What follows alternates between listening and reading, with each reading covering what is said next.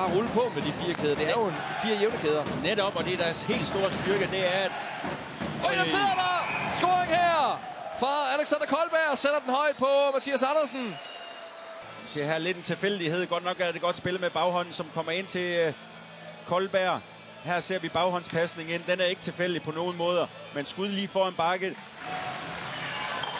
Og så sidder den der for Daniel Nielsen.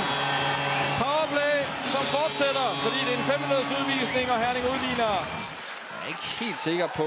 Jeg så den ikke lige så slemt som for eksempel Mikkel Højbjerg-situationen. Og her til gengæld en scoring. Nicolas Ritz. Den der er spændt på at se igen. Fordi voldsomheden så rimelig vild ud. Men det tror jeg lige så meget var Daniel Nielsens fart. Ja, målscorer Koldberg. Øj, et scoring for Aalborg. Og Mathias Andersen sidder og ærger sig. Vinklet lidt spids. Kasketten som assisterende træner og sportschef. Ronny Larsen. Og den rammer 2 Herning-spillere undervejs, som jeg ser det. Både Jamie Johnson og så ind på Daniel Nielsen. Den er faktisk kurs en meter forbi mål.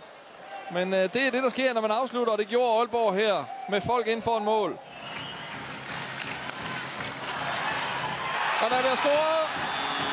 Lamassai står inde i målfeltet. Det appellerer Aalborg-spillerne for. Men det er ikke dømt på isen, og det er ikke en af de ting, der ikke kan ændre sig en videomåldommer. Så den her scoring kommer formentlig til at stå.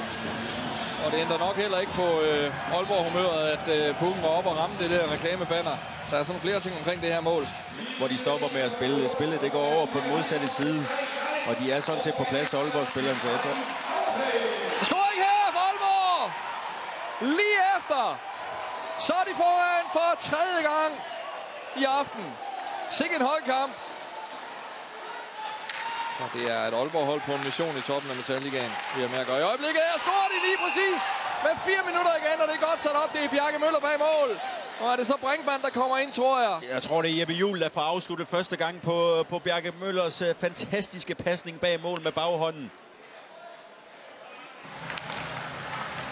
Og så Martin Højbjerg, han har 12 mål foran sig og rammer det. Aalborg til 6-3 afgør den her kamp.